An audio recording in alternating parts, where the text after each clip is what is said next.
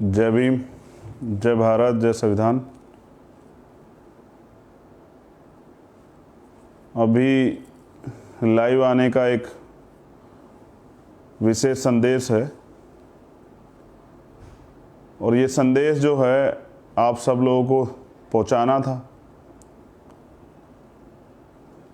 तो ज़रूरी भी है क्योंकि हाल फिलहाल में जो भारत की हालात चल रहे हैं उस पर रोज़ संघर्ष जारी रहेगा और ये संघर्ष जब तक चलता भी रहेगा जब तक ये अन्याय ख़त्म नहीं होता। और इस अन्याय को ख़त्म करने के तरीके हैं, मैं इस पर अपनी बात रखूँगा। लेकिन अभी मैं जिस संदेश को देना चाहता हूँ, मैं चाहता हूँ आप सब लोग जो सुने और भीम आर्मी, आज़ाद समाज पार्टी, बहुजन समाज के सभी लोगों तक वो मैसेज ज़रूर दें। ये संदेश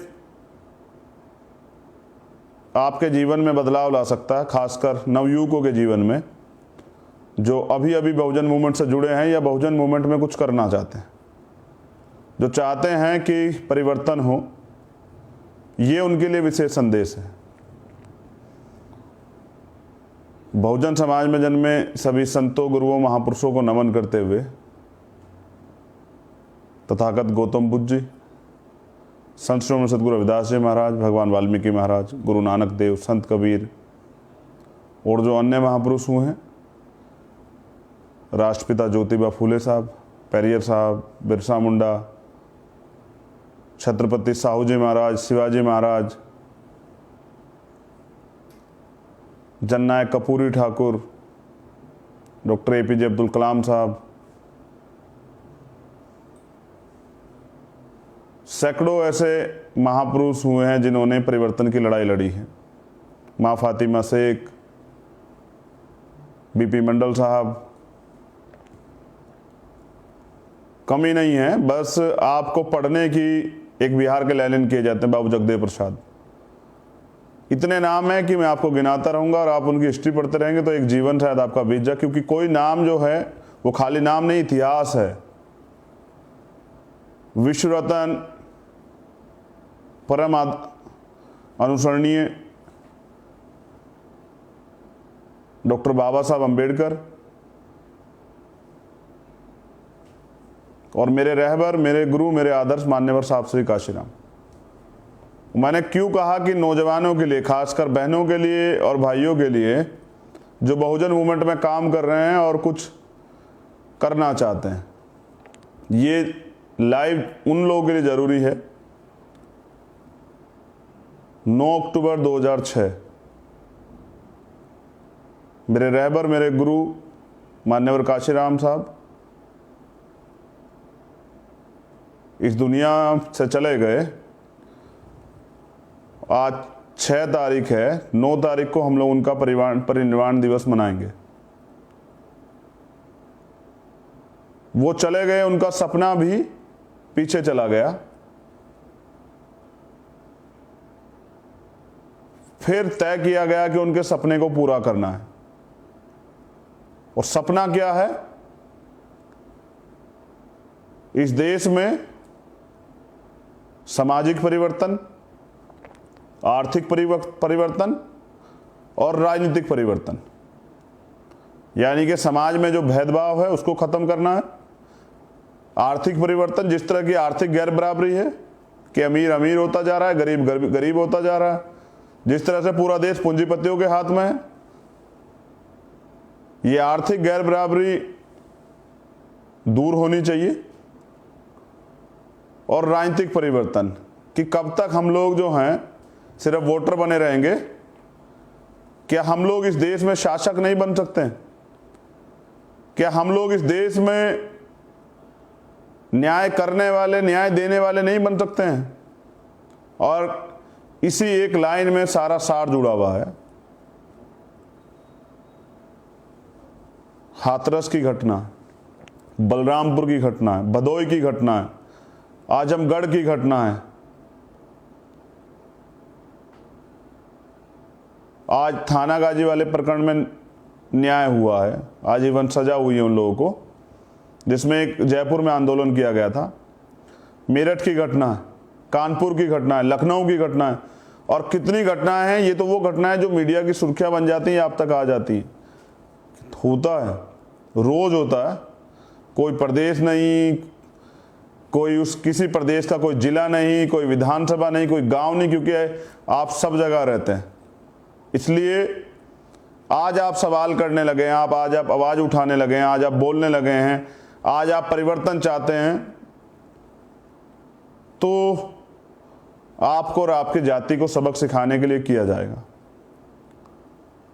क्योंकि हम लोग राजनीतिक व्यवस्था में परिवर्तन नहीं कर पाए हैं, हम लोगों की सत्ता नहीं है, तो न्याय के लिए हमें दर बदर भटकना पड़ेगा। हम पे हमले होंगे, हम ही को जेल में डाला जाएगा, हम पे मुकदमे किए जाएंगे, हम ही पे एनएसए लगाई जाएगी, हमें ही सजा होगी, हमारे मामले को बदल दिया जाएगा, और भी वगैरह वगैरह बहुत सारी चीज़ें। हमें डराया जाएगा, धमकाया जाएगा, क्योंकि हम लोग सत्ता में नहीं। मान्यवर साहब श्री काशीराम नाम नहीं है, इतिहास है। बाबा साहब ने संविधान में ब्लूप्रिंट बनाया, लेकिन उस ब्लूप्रिंट को अमले जामा पहनाया मेरे रहबर, मेरे गुरु मान्यवर साहब काशीराम ने। और मैंने क्यों सिर्फ मान्यवर साहब काशीराम को अपना गुरु माना, ये के बाद, उनके संघर्ष को जानने के बाद, उनके सिद्धांतों को जानने के बाद, गौर करिएगा, सिद्धांतों को जानने के बाद, उनके त्याग को जानने के बाद और उनके दर्द को जानने के बाद मैंने उनको गुरु माना। कोई किसी को गुरु ऐसे नहीं मानता है भाई। जिसे आप गुरु मानते हो उसका अनुसरण करते हैं, उसके दिखाए रास्ते पर चलते हैं। मैंने गुरु इसलिए माना क्योंकि मुझ में उनके अंदर संत भी दिखाई देते हैं, महापुरुष भी दिखाई देते हैं। एक ऐसा व्यक्तित्व जो त्याग की मिसाल है, जिसका कोई तोड़ नहीं। एक ऐसा महापुरुष जिसने अपने लिए कुछ नहीं रखा। तो उस संदेश के तौर पे पहले मैं काशीराम साहब के बारे में बात करूंगा आपसे, लेकिन मैं जो कह रहा हूं सुन लीजिए। हम लोग करने क्या वाले हैं 9 अक्टूबर को, जो संगठन और पार्टी के पदाधिकारी हैं वो अपने जिला कार्यालयों पे फिजिकल डिस्टेंस को ध्यान में रखते हुए, ये लोग कहते हैं सामाजिक दूरी, सोशल डिस्टेंस, वो इस देश में सदियों से चला आ रहा है, हमसे किया गया है। एक सामाजिक दूरी का ही आज तक हमें जो है आईना दिखाया गया, और हमें कहा जाता है कि समाज का वो वर्ग है जिनसे दूरी बना के रखनी है। फिजिकल डिस्टेंस की बात मैं कर रहा हूं, शारीरिक दूरी बनाकर एक कैडर आपको जो है 3 घंटे का अपने अपने कार्यालयों पे करना है। और जो लोग कार्यालय नहीं पहुंच पाएंगे उनको, क्योंकि मुझे लगता है सिर्फ मोमबत्ती जलाने से, फूल चढ़ाने से, माला डालने से कुछ नहीं बदलेगा। मुझे लगता है कि अगर बदलेगा तो उनके दिखाए रास्ते पे चलने से, उनको पढ़ने से, समझने से, उनके दर्द को महसूस करने से और उनके सपने को पूरा करने के लिए दृढ़ संकल्प लेने से बदलेगा। तमाम जो साथी मुझे देख रहे हैं, पंजाब के लोग देख रहे हैं, गिन्नी बाजी दिख रहे हैं मुझे, हरियाणा से लोग देख रहे हैं, विक्की, मैं देख पा रहा हूं बहुत सारे लोग जो मुझे देख रहे हैं। मुझे देखने में बिहार के लोग भी अभी मुझे दिख रहे हैं, झारखंड के, छत्तीसगढ़ के लोग भी दिख रहे हैं, यूपी के लोग भी दिख रहे हैं, मुझे दिख रहे हैं उत्तराखंड के लोग भी जो मुझे देख रहे हैं, मुझे दिल्ली के लोग भी दिख रहे हैं। सब लोग धीरे धीरे मैं देख पा रहा हूं कि मुझे देख रहे हैं और सुन रहे हैं। जैसा मैंने आपको कहा कि सिर्फ इससे काम नहीं चलेगा, एक दृढ़ संकल्प लेके समाज के लिए कुछ करने के लिए, समाज को लूट खसोट करने के लिए नहीं, झूठे वादे करके अपना पेट बड़ा करने के लिए, अपने लिए महल बनाने के लिए, गाड़ी घोड़ा लेने के लिए नहीं, इस समाज के लिए कुछ करने के लिए, सदियों से लूटे पीटे सताए गए टुकड़ों बटे समाज को एकजुट कर कर कुछ करने के लिए मैंने लाखों लोगों की मांग पे आजाद समाज पार्टी का निर्माण किया है। जो सिद्धांतिक रूप से, मैं ये कहता हूं कि बहुत सारे लोग तरह तरह की बातें करते हैं, एक बार, सिर्फ और सिर्फ एक बार आप मान्यवर साहब काशीराम का जीवन परिचय पढ़े। उस 3 घंटे कैडर में सिर्फ और सिर्फ मैंने काशीराम साहब को नेता चुना, क्योंकि मैंने उनके जीवन से जो सीख ली मैं उसको अपने जीवन में आत्मसात कर रहा हूं और मैं चाहता हूं आप भी करें, उनके दिखा पर चलें। उन्होंने एक बात कही थी कि जिस दिन मेरे द्वारा बनाया गया विकल्प रास्ते से भटक जाए तो आप नया घर बना लेना। मैं इस बात को इसलिए नहीं कहता कि लोगों को लगेगा कि चंद्रशेखर अपने लिए बात कर रहे हैं, लेकिन चंद्रशेखर क्यों बात कर रहे हैं जानना बहुत जरूरी है। क्या हमारे हालात बदले? क्या हमारी बहन बेटियों पे जो शोषण हो रहा है वो रुका? क्या हमें इस देश में जो अधिकार बाबा साहब देके गए हैं, क्या उनका प्रयोग हम लोग कर पाए? जो आरक्षण का अधिकार मिला है, क्या वो हमें पूर्ण रूप से मिला? क्या सम्मान से जीने का जो अधिकार संविधान देता है वो हमको मिला? क्या न्याय सबका जन्मसिद्ध अधिकार है, वो अधिकार हमको मिला? हमको इस मुल्क में, इस देश में, जो हमारा देश है, मिला? जुल्म, ज्यादती, अन्याय, झूठ, फरेब, धोखे, यही मिला। इसके अलावा कुछ नहीं मिला। आप पे समय, आपके अंदर ऊर्जा है, नौजवानों के अंदर, आपके अंदर जो है, अगर आप मेरे रहबर, मेरे गुरु, मेरे आदर्श मान्यवर साहब काशीराम के दिखाए रास्ते पर चलें, उनके जीवन सिद्धांतों पर चलें, उनके सिद्धांतों को पढ़े। मैं इसलिए नहीं बता रहा हूं, मैं एक एक चीज जानता हूं, इसलिए नहीं बता रहा हूं कि जब उन्हें आप खोजेंगे, मेरे कहने के बाद पढ़ेंगे, जो व्यक्ति पढ़ेगा और उसकी आंख से आंसू ना निकला, उसने तकलीफ में अगर वो ना चिल्लाया, अगर उसने ये नहीं कहा कि उनके सपनों के साथ धोखा हो रहा है, तो मुझे जरूर मैसेज कीजिएगा।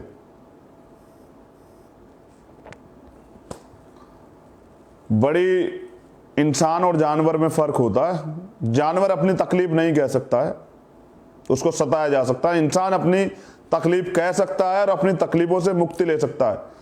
इसलिए मान्यवर काशीराम साहब ने कहा कि वोट का अधिकार मैंने तुम्हें बिकने के लिए नहीं दिया, अपनी हजारों साल की गुलामी को काटने के लिए दिया। उन्होंने ये भी कहा कि वोट की सुरक्षा बहन बेटी की सुरक्षा की तरह करनी है, लेकिन उत्तर प्रदेश हो या देश हो, हम तो बहन बेटी की सुरक्षा नहीं कर पा रहे। जिंदे जीते जी तो नहीं कर पाते, मरने के बाद सबकी भी नहीं कर पाते हैं, उसको भी कचरे की तरह जला दिया जाता है। जब सरकार तय कर ले कि न्याय नहीं देना है, तो वो चीजों को किस तरह बदलती है, किस तरह दबाव बनाती है, झूठे मुकदमे करती है, क्या करती है और क्या नहीं करती है, आप लोग देख रहे हैं हाथरस में। और ऐसा नहीं कि सिर्फ हाथरस में हो रहा है, हो सब जगह रहा है, लेकिन कितने मामले हम तक आ पाते हैं। भीम आर्मी की वजह से सबसे बड़ा ये हुआ कि नौजवानों में संघर्ष करने का जज्बा आया। अब वो जेल से नहीं डरते, मुकदमों से नहीं डरते, वो अपने मान सम्मान स्वाभिमान के अपने अधिकार, उनके अंदर त्याग की, समर्पण की, तकलीफों को जानने की इच्छा बनी। और भीम आर्मी की वजह से सबसे बड़ा परिवर्तन ये हुआ कि गांव में जो अत्याचार होते थे, जिनकी खबर नहीं जाती थी, उन अत्याचारों पे कार्रवाई होने लगी। इसलिए पूरे सिस्टम को, पूरे संघ को, आरएसएस को और हर उस व्यक्ति को जो संविधान का विरोधी है, भीम आर्मी से तकलीफ। लेकिन उनकी तकलीफ के कारण क्या भीम आर्मी काम करना छोड़ देगी? भीम आर्मी अपना काम करेगी। लेकिन सिर्फ थानों के, कचहरियों के रोड पर खड़े होके नारे लगाने से कुछ नहीं होगा। सत्ता में भागीदारी करनी पड़ेगी और नौजवानों को सत्ता में बैठना पड़ेगा जाकर। और जब आप लोग सत्ता में बैठ जाएंगे, यही मान्यवर काशीराम साहब कहते थे कि मेरा सपना है कि बहुजन समाज शासक बने और दिल्ली की गद्दी पे झंडा, नीला झंडा फहराया जाए। एक बार सभी कार्यकर्ता पदाधिकारियों को, क्योंकि मैं भी कार्यकर्ता हूं, आजाद समाज पार्टी का बहुत छोटा सा और भीम आर्मी का उससे भी छोटा सा, आपकी जिम्मेदारी है कि जो लोग कार्यालय जाएंगे, जो पदाधिकारी है, वो 3 घंटे मान्यवर काशीराम साहब के जीवन पे, चर्चा करेंगे, उनके जीवन संघर्ष को पढ़ेंगे और उसको अपने जीवन में आत्मसात करेंगे और संकल्प लेंगे मान्यवर साहब श्री काशीराम के सपने को पूरा करने का। जो अधूरा सपना वो जो देख कर छोड़ गए हैं खुली आंखों से, जिसके लिए उन्होंने संघर्ष किया, ये भी उनके जीवन में आप महसूस करना, उनके जीवन को पढ़ के कि वो आपसे लेकर के आ गए। और जो लोग घर पर रहेंगे, हमारी माताएं बहनें, जो नौजवान हमारे घर पे रहेंगे, वो घर पर इस परिवार के साथ बैठ के उनके जीवन की चर्चा जरूर करना। अगर आप मान्यवर साहब काशीराम को भूल गए तो वो दिन दूर नहीं कि आपका राजनीतिक वजूद मिट जाएगा, और वो तो अभी भी नहीं है। अगर आपका राजनीतिक वजूद होता तो शायद आपकी बहन बेटियों के साथ ये अत्याचार ना होता, आपके लोगों की हत्याएं ना होती। मुझे याद है आजमगढ़ की घटना, सत्यमेव जयते की घटना प्रधान जी की, मुझे याद है सीतापुर की घटना जिसमें हमारे लोग जेल गए थे अंबेडकर नगर के, मुझे याद है मेरठ की घटना जिसमें खुलेआम गोली मार दी जाती है शादी से पहले उस बेटी को और उसके पिताजी को।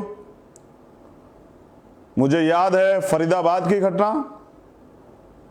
जिसमें भाई परशुराम वाल्मीकि को गोली मार दी जाती। मुझे याद है रमन भाई की घटना जिसमें आज तक न्याय नहीं हुआ। ये जाति व्यवस्था ही तो थी कि यहां सुशांत सिंह राजपूत को के मामले में वो भी मेरी उनसे भी कोई लड़ाई नहीं है, उनको भी न्याय मिले तो न्याय हमें भी मिले। अमीरी गरीबी जाति देख के न्याय क्यों? हम लोगों ने पंचायत की कि रमन भाई को न्याय मिले, सीबीआई जांच क्यों नहीं हुई? बहुत घटनाएं मेरे याद है। और आपने सिर्फ मेरी सफलता देखी, मेरे जख्म नहीं देखे हैं जो मेरी कमर पे हैं। जो सरकार ने जितने मुकदमे, जहां जाता हूं न्याय की आवाज उठाने, चाहते हैं कि मैं डर के मुकदमों से बाहर ना निकलूं, औरों की तरह एसी के कमरों में लेट जाऊं और वहीं से ट्वीट करता रहूं। लेकिन मैं तो लड़ना चाहता हूं, मैं तो सिपाही हूं, आपका भाई हूं। जिस मामले में जाता हूं उसकी आवाज उठाता हूं। आज थाना गाजी में डिसीजन आया, सजा मिली, आंदोलन किया था जयपुर में, धन्यवाद करता हूं राजस्थान की पूरी टीम को। हाथरस की आवाज आपने उठाई तो पूरी दुनिया तक गई, आज दुनिया में उसका विरोध हो रहा है। उसको दबाने का कितना प्रयास किया गया, मगर फिर भी वो जो है पूरे देश में वाल्मीकि समाज के भाइयों ने काम बंद किया मेरे कहने पे। परिवर्तन का दौर जारी है कि हमारे लोग, हमारे परिवार के जो लोग हैं, ये क्योंकि इतने बार छले गए हैं, इतने बार ठगे गए हैं कि ये व्यक्ति पर देर से भरोसा करते हैं। जब उसके अंदर हिम्मत होती है, जज्बा होता है, शरीर में जान होती है, तब तक ये उस पर भरोसा नहीं करते। जब जिस दिन उसका शरीर जर्जर हो जाता है, हिम्मत टूट जाती है, वो सिस्टम का शिकार हो जाता है, फिर ये कहते हैं कि आप संघर्ष करो, हम आपके साथ हैं।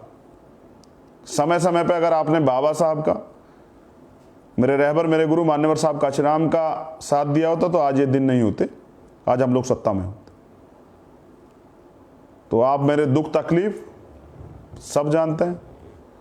मेरे इस निवेदन को सभी देश में जो भीम आर्मी के लोग हैं, वो जो आजाद समाज पार्टी के कार्यकर्ता पदाधिकारी हैं, वो इस संदेश को सभी तक पहुंचा दें, क्योंकि ये सबसे बड़ा प्लेटफॉर्म है जहां से मेरी बातें आप तक जाती हैं।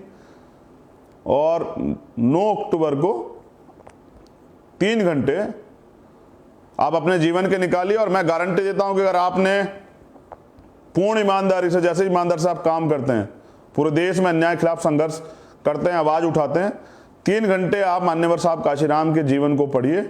नेट पर सब अवेलेबल है। मैं इसलिए नहीं बता रहा हूं कि अगर आप खोजेंगे, आप जानकारी इकट्ठा करेंगे, किताबों से पढ़ेंगे, तो आपको, जब आप पढ़ेंगे तो आपको सीखने को मिलेगा। बाबा साहब ने भी कहा था कि लोग मुझे तस्वीरों में ढूंढते हैं, मैं किताबों में हूं। किताबों को पढ़िए, सारा ज्ञान वही है, और ज्ञान से ही लड़ाई होती है। तो मुझे पूरी उम्मीद है कि हमेशा की तरह आप मेरे इस विश्वास को मजबूत करेंगे। और 9 अक्टूबर को हमारा क्या प्रोग्राम है ये मैंने आपको बता दिया।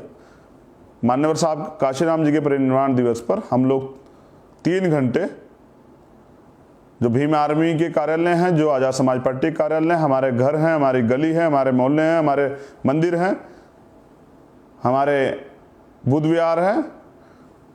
अच्छा होगा अगर आपके गांव में कोई विद्वान, कैडराइज, बहुजन मूवमेंट का पुराना अनुभवी, हमारे आदरणीय कोई हो, उनको बुलाकर उनके द्वारा काशीराम साहब के जीवन पर चर्चा कराएं, ये भी बहुत बेहतर होगा। बस याद रखें कि दीवे जलाने से, फोटो पर माला चढ़ाने से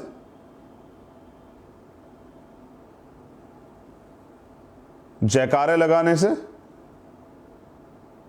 कुछ नहीं बदलेगा, तो विचारों की ताकत से और विचारों पर चलने से। और याद कीजिए, आखिरी लाइन में कह रहा हूं, फिर कह रहा हूं कि जो कौम अन्याय, जुल्म, जात के खिलाफ आवाज नहीं उठाती वो लाशें उठाती, और यही हो रहा है। जो लोग लड़ रहे हैं उनको मेरा नीला सलाम। जो लोग अपने जीवन की परवाह, अपने कैरियर की परवाह ना करते हुए संघर्ष कर रहे हैं, उनको मेरा नीला सलाम। मेरी बहुत बहुत मंगल कामनाएं। मैं बार बार कहता हूं, फिर आपसे कह रहा हूं कि ये चांद सितारे मेरे साथ में रहें। अगर आपका हाथ मेरे हाथ में रहे। याद कीजिए, दोबारा कह रहा हूं, मैं बहुत बार कह चुका, आपके याद रहेगा कि ये चांद, सूरज, सितारे मेरे साथ में रहे। अगर आपका हाथ मेरे हाथ में रहे और शाख से टूटकर गिर जाएं वो पत्ते नहीं, हम आंधियों से कहते औकात में रहें। आने वाला कल आपका है। मजबूत भारत, प्रबुद्ध भारत, जिसमें बेटियों का सम्मान हो, जिसमें बेटियों की सुरक्षा हो, जिसमें आपको बराबर के अधिकार हो, आपके सम्मान की सुरक्षा हो, ऐसे भारत के निर्माण के लिए तैयार हो और सत्ता प्राप्त करने के लिए संघर्ष करें। जय भीम, जय भारत, जय संविधान। आपका भाई, आपका बेटा, आपका दोस्त चंद्रशेखर आजाद।